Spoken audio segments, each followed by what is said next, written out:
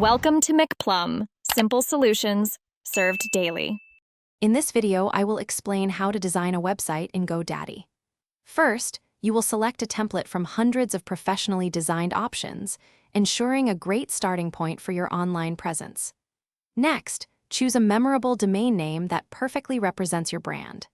Then, dive into the intuitive drag-and-drop editor, which makes customizing your site incredibly simple, even for beginners. This initial setup takes just a few minutes to get your foundation ready. Once your foundation is set, it is time to personalize your website. Upload your own high-quality images and videos, and craft compelling text that tells your story.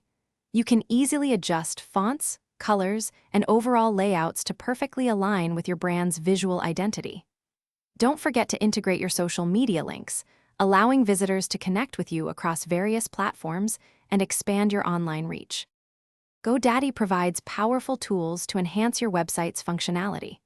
Utilize the built-in search engine optimization features to help your site rank higher in search results, attracting more organic traffic. If you plan to sell online, easily add e-commerce capabilities, managing products and processing payments seamlessly.